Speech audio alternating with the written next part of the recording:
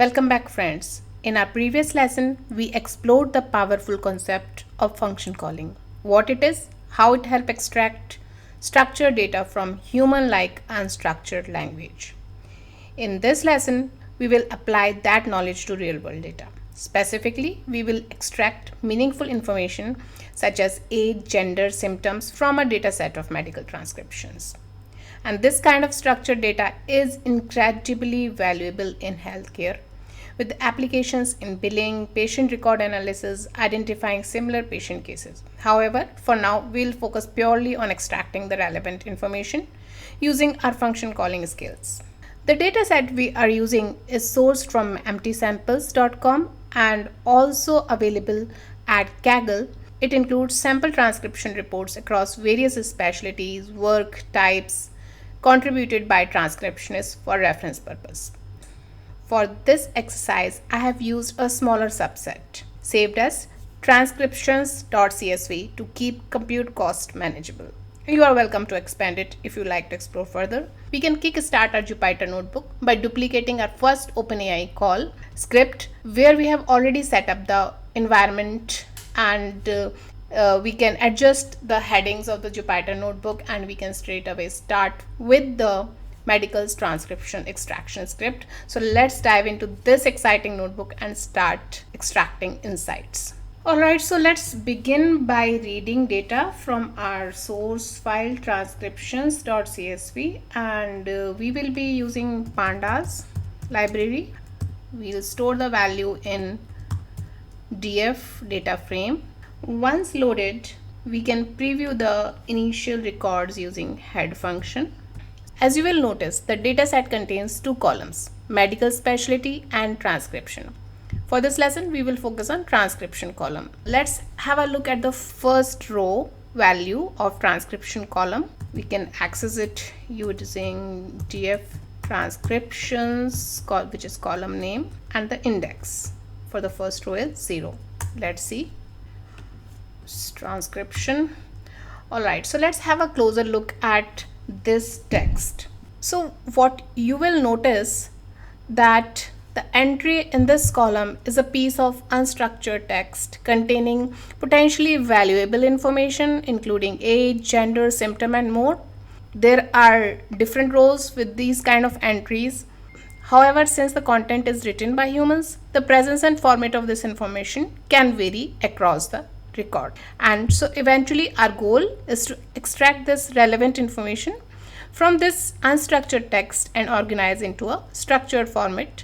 By the end of this lesson, we will be able to read the CSV file, process each transcription, build a final data frame with the newly added columns. Let's have a look at step-by-step breakdown of what we will be doing further over here.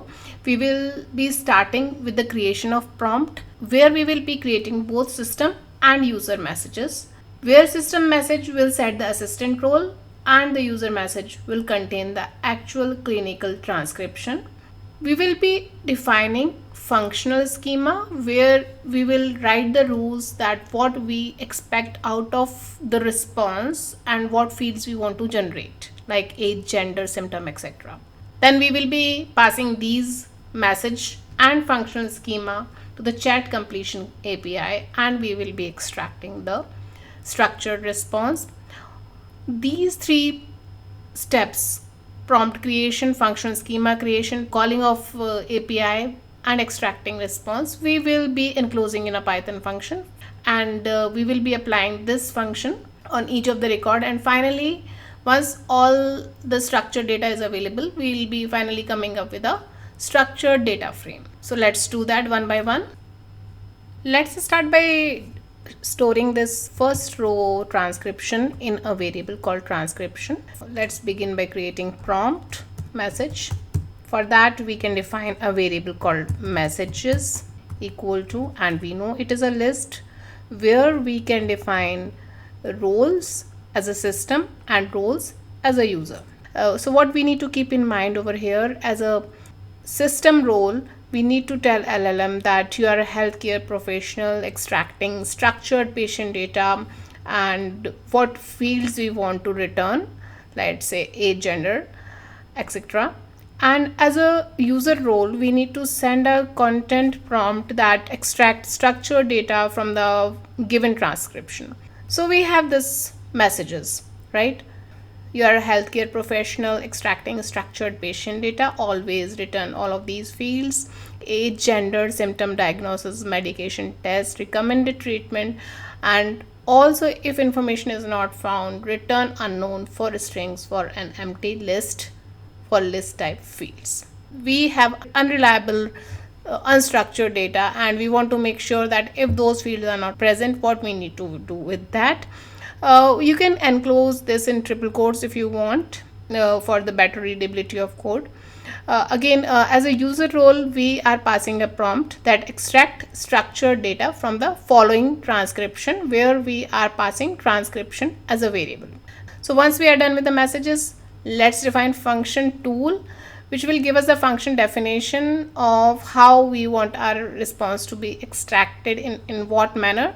So let's do that, and again use your skill function calling skills from our previous lesson. So let's define it, or pause it over here and do at your end. So we will begin again with the list, and we need to start with defining type, which is a function. Then we can define within the function. So we have just one function here in this case. So in this function, again, this is a dictionary with the key value pair, and the first key is the name of the function. Let's name it separated by commas. We have a description. Then we can define the parameter key to define the keys or the fields which we are expecting, again in a dictionary. So the type over here is object, for it will contain multiple values with the field and name and their values. Type, define a key called properties, again a dictionary, and it will have different fields which we want to extract, starting from age, and we want it as integer, so we'll give it a type integer. If you want, you can give the description also. Next is gender. In gender, we want the type as string. Let's complete this. So we have diagnosis, and as we learned in the last lesson, in case there are multiple values which can be applicable in case of diagnosis, we are defining it as array, and it will return the list of values which are individually string in nature. And similarly, medications, there can be multiple medications, and then there can be multiple tests as well. What is a recommended treatment and procedure? We are assuming it's a single value over here. These are the values. So we have defined our functional schema over here, and let's see what is our function definition which is achieved. So we have this function definition, and next we need to define the response, right? We need to pass this message and function definition to the chat completion API. Pause it over here and try to do on your own if you have already seen my last video. So we will define a variable called response, and we have a client chat dot completions dot create, and to this API we are passing the model, which is GPT-4o mini. We are passing the messages which we have created in a messages variable, and then we are passing the tools as function definition, which will pick up the tool choice parameter as auto, and depending on the user prompt, LLM will decide whether it needs to call this function or not. Let's run this. So let's see what is the response we get over here. So we have some response, right, which is able to extract the values from our first transcription which we have passed it over here. In case of tool call, we can extract the specific message by accessing the exact field from the message, function dot arguments. So it should give you the exact message. So this makes the things more clear. Now if you check the type of this output, you will see that it is a string. So as you can see, this is just a JSON formatted string, and in order to extract the value of each field, we would better convert it into a dictionary. And for that, we have a method called json.loads. So let's do that. If you will check the type of this json.loads, what this type is returning, you will see it has converted to dict. That makes it easier to extract the data for further processing. So let's save it in a variable. Now we have just extracted data from one transcription, and to extract it from all the transcription values in a data set, what we need to do, we need to create a function out of it, right? So we will simply create a function out of it, and let's do that. And for that, what we can do, first we can select this whole thing which we have done so far, tab it, and on the top of it define a function. Let's name it as extract underscore info underscore with underscore, let's say, OpenAI. All right, what we need to pass over here is just a transcription parameter. Finally, once our function is complete, we need to return this extracted data value, and the plan is to apply this function to each and every transcription in the data set. So we already defined a data frame earlier, right, which read data from the CSV file. Now we have to design a loop to process each transcription in our data frame, and for that, let's begin by creating an empty list. All right, what we will do, we will go one by one through each row with the help of iterRows method in a data frame. We will access the index of each row. So we have two variables over here in this for loop, and we will access it through iterRows method. Let's grab the medical specialty from the first column. We have a column name as medical underscore specialty, right? We had two columns. We'll be later adding it back once we have all the data in place. Then we need to call this extracted data, and here we can call our method where we can pass the transcription and how we can access the transcription. For each row, we can access by the column name. Since we are in process of creating new structured data frame, we can add back this medical specialty in our newly formed row of extracted data. Finally, we can append the data in our empty list which we created earlier, process data dot append. So we can add the extracted data, right? Let's run this first. All right, so row medical specialty. Okay, and we need to name we need to name this variable as well. Medical specialty is equal to, because we are adding medical specialty over here. Okay, so let's run this finally. Okay, we have a list with all these values where each element is representing a row where we have medical specialty along with the extracted fields which we define in the function with messages and function definition.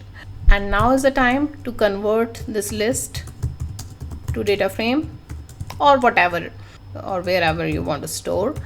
This is just as an example. So let's say we have df structured equal to, and that we can do with the help of pd data frame, where we can pass this list. Okay, so let's finally view this df structured. Since we have 9 columns, we can view every record, and here is the final outcome where we have extracted from the unstructured data of each transcription the age, gender, symptom in a list, diagnosis in a list, medication in a list, tests if there are, otherwise it's a blank list, recommended procedure, and medical specialty. And in case the values are not present, we are giving it a value none or unknown. We can definitely work more with this code and give it a better shape and structure, but that's how the idea is. With this wealth of data, we can use it in multiple applications. be it billing, be it similar patient identification, which will include the concept of embedding. We'll see in our later lessons. Great job making it through this lesson. In the past couple of lessons, we were introduced to the concept of function calling, and we focus mainly on defining the schema to extract a structured output. But now it's time to take things to the next level, and in the upcoming lesson, we will unlock the real power of function calling through dynamic function calling, where we will not actually be just registering schemas but also registering actual functions that the model can call dynamically based on the context. And even we will fetch the real-time data using external APIs, all through a simple practical example. And in case you are enjoying this journey, do not forget to hit that like button, subscribe to the channel and notification so you don't miss what's coming next. Let's dive in the next lesson.